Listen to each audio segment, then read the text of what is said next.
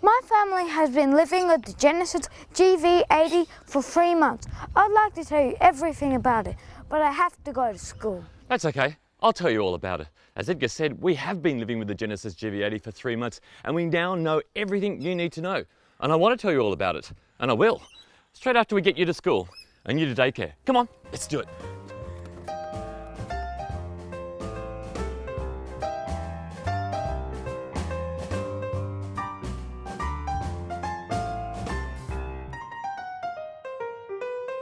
Okay, kids are at school and at daycare and we can keep going with this review. As we said, we've lived with the Genesis GV80 now for 3 months. It's about to go back. It's probably looking forward to having a break after being tortured by the Berry family, but there is so much we've learned and there's so much to tell you. Now, before we go any further, let's talk about how much it costs and the standard features. Genesis is Hyundai's luxury division, just like Lexus is Toyota's prestigious sub-brand.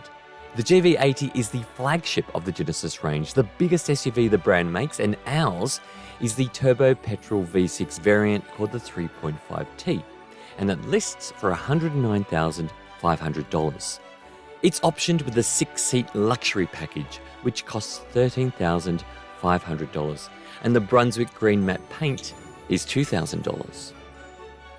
The features list is enormous, and that's part of the appeal. See, you could buy an entry-grade Audi Q7 for the same money, but it doesn't come standard with the mountain of features you'd find on a GV80 with the 6-seat luxury package. The GV80's standard features include these LED headlights, they're called quad lamps, and these enormous 22-inch alloy wheels with questionable design. There's the roof spoiler and the roof rails and a panoramic sunroof. There's proximity unlocking and a hands-free tailgate. Inside there's a 14.5-inch media screen with sat-nav and Apple CarPlay and Android Auto. There's also a 12-inch head-up display, a 21-speaker Lexicon sound system.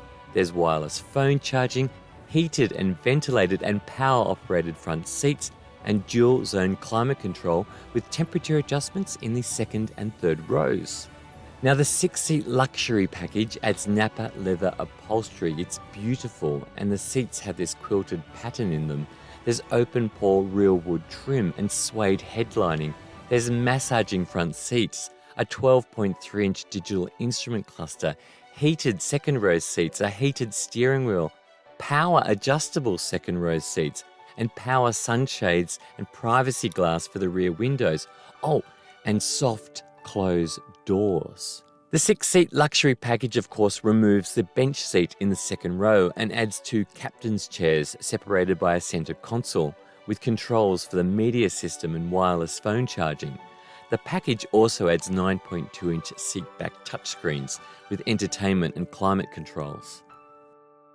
Okay, so features we have liked. Okay, there's been a few, but none are as good as these seats. They are some of the best seats I've ever sat in. Seriously, Genesis, if cars don't work out for you, you can definitely go into furniture because they are so comfortable. They're heated, they're ventilated, they've got a massaging function which just comes on automatically sometimes if it feels you need it. I don't know how it knows, but it just does it. Yes, the seats are by far the best feature of the GV80, but there are many, many more. The sound system is amazing, and you know, get in and out of many cars and this sound system is fantastic. The head-up display is also really good too. Okay, features I'm not a huge fan of. Really, the only features that we're not huge fans are the 6-seat luxury package features. Okay, that sounds ridiculous, but losing that bench row across the second row, you lose so much practicality. Kids can't just slide across easily. You're missing out on a whole extra seat, and the screens in the back don't really do anything for children. It's fine in a chauffeur car. They can look at traffic, they can look outside, the camera views, or they can even adjust their climate and their seats through them. But in terms of children, it's not a good idea at all. In fact, the kids have been able to put the volume up and down from their back seats. Not only that, these seat back screens also get in the way. My 2-year-old can actually reach out and put her feet on it, and I don't know, if that's a good thing at all. But really, in terms of things we don't like, there's not many at all. Oh, the Genesis GV80 has super prestigious looks. That grille is enormous, and these quad headlights are almost alien looking, and their design flows through to the taillights through these twin dashes on the side. I love the carved out lines, the meaty rear haunches over those wheels, and that subtle tailgate lip. There does appear to be some disjointedness though in the design. Everything looks beautiful from the tailgate through to the rear doors, all the way through to the windscreen, and then you get to the nose. To my eyes, it just doesn't look elegant from beyond there. Oh, and those wheels. Who chose those wheels? The tribal tattoo design is worse than any ink I have, and I have some pretty bad ink. Still, at almost 5 meters long, the GV80 is an incredible but high-end looking Hulk. Oh, wait until you see the insides.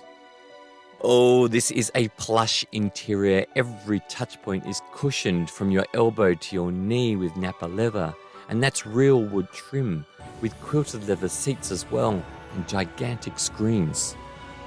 During this long-term test of the GV80, Genesis announced it was updating this SUV with minor tweaks to the grille and headlights. I felt like a real owner. Now mine was the old version. So one of the things we've found with living with the GV80 is that nobody knows what it is. They all think it's prestige and luxurious. They all think it's maybe a Bentley Bentayga or something like that, but they don't know what it is. They don't even know what it is when you say it's a Genesis either. You do a bit of explaining if you own one of these. The paint color as well has drawn a lot of attention. It's an optional paint color. It costs $2,000. It's called Brunswick Green, and it has a matte finish on it. I love matte finishes on cars. Some people don't. They really don't like the way it looks. One thing to know though, if you do get a matte color like this, like the Brunswick Green, it's easy to clean, but it's hard to keep clean. So it shows up bird poo and dirt really, really easily. In fact, I washed it this morning and it's already looking filthy. Now, look, obviously it's a giant car. It's enormous. But one of the things I want to tell you about is how even though its exterior dimensions are big, inside is not as big as you might think. Yes, so even though the GV80 is like a lounge room on wheels, it seems so stuffed full of enormous comfortable sofas and furniture that it seems that there's hardly any room to move at all.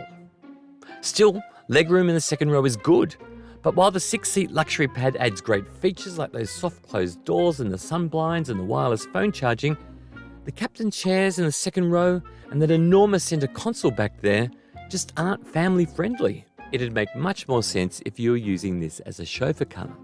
Still, storage space is good with cup holders everywhere. There's large center console boxes and a hidey hole under here at the front. Although the door pockets, they're not huge. Boot space though is good, both with the third row seats folded flat and with the third row seats up. Okay, in terms of practicality, here are the things we really, really liked. The first thing is the proximity tailgate. So you've got the baby there, you've got the shopping there, and you can't even get your hand into your pocket to get the key fob. If you stand here, it beeps 3 times, 2, 3 times, and then it opens automatically for you. That has been an absolute godsend. Another thing we've really liked about this boot as well is that behind the third row, you've still got space for a pram. Now that has saved us on so many occasions. Let me take you around here. Of course, the GV80's got proximity unlocking, so you touch the door handle, it unlocks, but another thing we really like are the soft closed doors. Now it sounds like a luxury feature, you know, too posh to push and everything like that, but actually, again, you've got the baby there, you've got the shopping there, and you push the door with your hip to close it, and it closes the rest of the way. Watch this, do it again in slow motion. Closes the rest of the way. It's such a nice little convenient function, I love it. Let me take you through to the third row. Now, this is a bit of a problem. It hasn't been for my 8-year-old son and the cousins and things like that, because they like climbing anyway, but for adults, trying to get through here is a bit tricky. You don't have much of a pathway to get through. Okay, once you do get into the back here, headroom is kind of compromised by this sloping roofline. Look, that's not a problem for kids. Adults, it can be a bit of an issue. We did have the grandfather back here when we had all the seats loaded up. He's not as big as me and he seemed okay. But yeah, taller adults, it's kind of a no-go zone, and same for legroom back here as well. But it is really well appointed when it comes for bottle holders, little boxes there. This center console in the second row is also really good. There's space here for animals and other contraband which goes in there. There's cup holders in the second row there, two there, another two up front, and the door pockets are reasonably big in the front and in the second row doors as well. Not bad at all. One of the things I love about the GV80's engine is it comes with this free crossbow. Actually, it's not a crossbow, it's actually just an engine cover. You take it off when you want to put oil in the engine. But let me tell you about this engine because it's pretty magnificent. It is a twin turbo petrol V6 engine. It's a 3.5 litre. It makes 279 kilowatts and 530 newton meters of torque.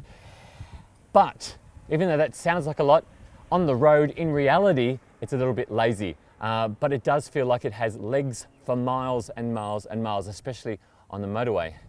I tell you what though, it is thirsty. Let's talk about that.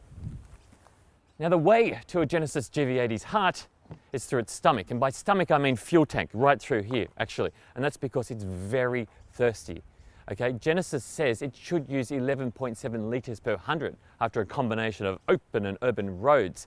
And we kind of did see that when we were doing a lot of motorways and country roads and things like that. But where we live in the city and the suburbs, we were looking at an average of 20 litres per 100 kilometres. Okay, sometimes even higher than that. That's way too much for our little family. Look, out of an 80 litre tank, the most we could really get out of it was 600 kilometres. And it costs about $150 each time to fill up. That's ridiculous. So yes, there's no hybrid and there's also no electric vehicle version of the GV80 as well. If there was, they would be the one for us. Okay, let's take the GV80 for a drive. Now, as I said, we have pretty much driven this every single day for the past 3 months. There's so much to tell you about what it's like to pilot, but I'll try and keep it as brief as possible, just tell you what you really need to know. Let's go. Now, the first thing is that engine. It's a turbo V6 petrol engine, and it sounds like it should be a wild beast. Actually, it's not at all. It's quite a placid engine. It's a little bit lazy, but it can get up and move if you wanted to. I mean, it's got almost 300 kilowatts. That's a lot of power and a lot of torque as well. It's got like 530 newton meters of torque too, which is plenty. But it's not a performance car. It's not a sports car. Acceleration is not brutally quick, but it's not bad either. If anything, the GV80, this 3.5 litre twin turbo V6 GV80, is more of a golden retriever than a pit bull. Yeah, it can run if you ask it to, or if it wants to, but it prefers to spend the day cruising, slothing about. It's got the power to do it. It would just rather take its time. Yes, it's more golden retriever than pit bull or Rottweiler. And that's fine, It suits something this big. It's 2.3 tons or thereabouts. It's enormous, it's about 5 meters long as well. It's a land yacht. So it's not a tiny sports car. It's not zippy, okay? It's not zippy. So in terms of handling, like just going through these little chicane things here, it can go through them just fine. But it's not a performance car. It's not particularly dynamic. There is a little bit of roll. The suspension is more comfortable than firm, and that's exactly the way this car should be. All I want out of an SUV these days is something which is comfortable and easy to drive. Before kids, it used to be all about agility and dynamics and performance. But after kids, I just want something that they're not going to wake up in once they've fallen asleep. something where the ride is not bone-shatteringly firm. And the GV80 is stupendously comfortable and ridiculously easy to drive. The steering is insanely light, but it's still got really good feel in it. And it's so accurate as well. And that light steering has made it easy to park as well, along with the surprisingly good visibility too. Okay, in terms of safety, the GV80 was given the maximum 5-star ANCAP rating in 2021, which is good to know. It has airbags, which extend all the way to the 3rd row, which is also good to know if you're putting kidlets in those rear seats. It's got AEB, which can detect pedestrians and cyclists and other vehicles. It's got rear cross traffic alert with braking to stop you from bumping into poles as you're reversing. And the one thing that we've actually really liked, and my wife has commented on this as well, the blind spot warning system, which actually also pulls you back into your lane if there's a car coming up and it detects it, will show you in the head-up display where the cars are coming from behind. So if you're on a motorway and there's one coming up on your right, on your head-up display, it'll flash red on your display. And that is just really handy in knowing what's around you the entire time. And it's a visual display as well, not a bing or a bong or anything like that. And you're not in your rear vision mirror either. It's directly in front of you, and it's just, even if you're not even planning to change lanes, it's good just to know where everything is. So we've really liked it. All right, let's talk ownership costs, because this is a huge strength of the Genesis GV80. See, it might have these Bentley looks, but it doesn't have Bentley pricing and servicing. No, not at all. In fact, it's got a 5-year unlimited kilometre warranty, which is pretty par for the course. It's the same as Hyundai and Toyota and the rest of them. But when you buy a new GV80, you get 5 years complimentary servicing, so you don't pay for servicing for 5 years. It's also got 10 years, 24 hours a day roadside assistance as well. Now, that's outstanding. So there you have it, the Genesis GV80. You've spent 3 months with us now, it's time to go back. Thank God you can't write reviews. You've probably seen things that you could never, ever unsee. But we've loved it though. It's been practical, it's been comfortable. But I tell you what, we wouldn't get the 6-seat option. It's just not family friendly. And that engine, my God, it drinks so much. Yeah, bring on the hybrid, or the electric vehicle version, I say. I've got to pick the kids up.